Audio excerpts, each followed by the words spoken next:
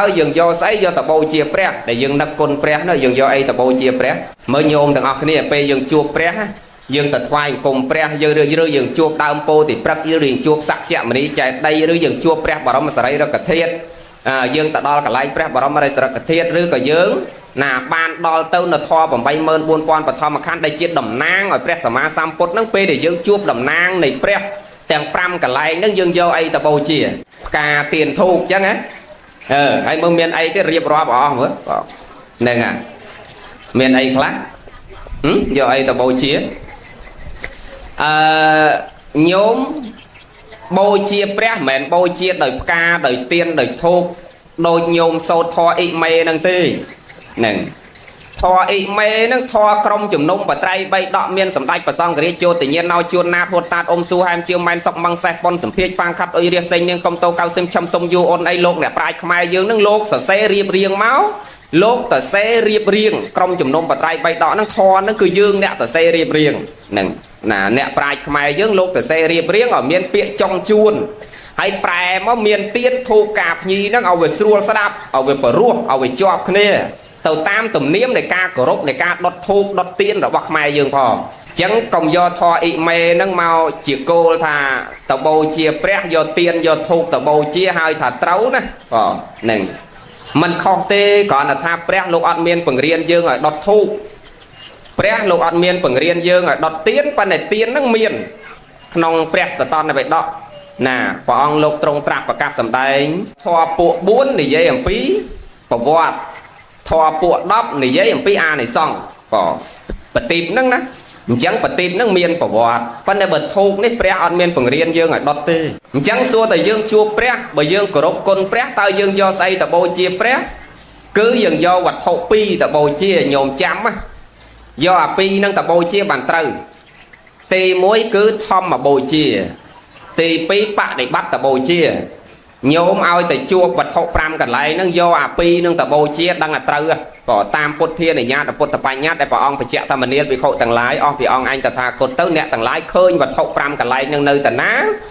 អ្នកទាំងឡាយគោរពបូជាវត្ថុ5កន្លែងហ្នឹងហាក់បីដូចជាបានបូជាតថាគតគោរពតថាគតផ្ទាល់ហើយអ្នកទាំងឡាយត្រូវយកវត្ថុ2ហ្នឹងទៅបូជាគឺធម្មបូជាមួយបដិបត្តិទៅបូជាមួយធម្មបូជាសំដៅដល់អីធម្មបូជាសំដៅដល់គន្ធតរៈគឺរៀនឱវាទរបស់ព្រះសម្មាសម្ពុទ្ធនឹងនាំគ្នារៀនបីដកនឹងរៀនឲ្យចេះឲ្យចេះចាំហើយណាបដិបត្តិបូជាបានដល់វិបស្សនាតរៈគឺបដិបត្តិពលត្រូវមានន័យថានាំគ្នារៀនធម៌ព្រះរៀនឲ្យចេះហើយនាំគ្នាបដិបត្តិធ្វើខ្លួនឯងឲ្យល្អបរិសុទ្ធទៅតាមឱវាទរបស់ព្រះអង្គអាហ្នឹងឈ្មោះតអ្នកបានបូជាតថាគតដល់ប្រសើរស្រាប់តអនលោកនិយាយញោមតអនណាចឹងជួបព្រះគេយកវត្ថុ2ហ្នឹងទៅបូជាហ្នឹងប៉ុន្តែយើងបូជាផ្កាព្យាទៀនធូបនេះក៏មិនខុសដែរមិនជាខុសតោះអីទេនឹងតាមទំនៀមបុរាណមកប៉ុន្តែព្រះអង្គផ្ដាំយើងតែអញ្ចឹងបើអ្នកទាំងឡាយស្រឡាញ់តថាគតចង់ថែសាសនាតថាគតជួបតថាគតត្រូវនាំគ្នាយករបស់2ហ្នឹងទៅបូជាគឺនាំគ្នាប្រឹងរៀនធម៌ចេះចាំឲ្យទូមានអ្នកដតីដែលមិនចេះហ្នឹងឲ្យគាត់ចេះផងអ្នកចេះច្រើនបង្រៀនអ្នកចេះតិចបង្រៀនអ្នកអត់ចេះហើយយើងរៀនចេះហើយយើងបដិបត្តិខ្លួនយើងល្អបរិសុទ្ធហើយយើងញ៉ាំងអ្នកដតីឲ្យបរិសុទ្ធតាមយើងផងមែនដូចញាតិញោមរាល់ថ្ងៃមកឃើញឆ្កងបើអាយោណែផ្កាតបូជាហ្នឹងលោកមិនសូវថាទេអាចារ្យខ្លះចៅអធិការខ្លះដាក់ហັບពីមុខព្រះហ្នឹងហើយទៅសេអសរដាក់ថាពុទ្ធបូជាធ្លាប់ឃើញទេញោមធ្លាប់ឃើញទេហើយពុទ្ធបូជាមានន័យថាម៉េចមានន័យបូជាព្រះហើយឯងនាំគ្នាតបូជាព្រះសួរតាហັບហ្នឹងដាក់អីគេដាក់លុយហើយយកលុយយកតបូជាព្រះ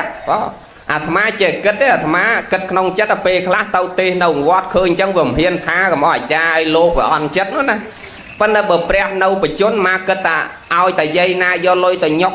500ព្រះដាក់ក្បាលម្នាក់មកកញ្ញហ្នឹងអាហ្នឹងបើព្រះអង្គគង់នៅណាបើព្រះគង់នៅណាហើយហេតុអីបានមកថាអញ្ចឹងពីព្រោះព្រះអង្គលះអាហ្នឹង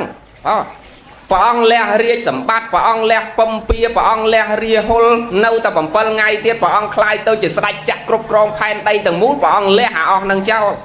ព្រោះអាហ្នឹងវាជាគ្រឿងសៅម៉ងចិត្ត ហើយដល់ព្រះអង្គស្វែងរកមកកថាពលគឺការត្រាស់ដឹងខំប្រឹងលះអារបស់ជាប់ជាពាក់ទាំងអស់នឹងចោលហើយដល់ពេលព្រះអង្គត្រាស់ដឹងហើយបរិនិព្វានហើយយើងទៅជាយកអារបស់នឹងដាក់ឲ្យព្រះវិញអូហើយអាខ្លះពាក់ហង្ស័កឲ្យព្រះអីទៀតនោះនិយាយខ្លះព្រះធំអង្គខ្លះលេងពាក់ហង្ស័ក8ហង្ស័កអីណាមកឃើញវត្តខ្លះ8 9ហង្ស័កនោះ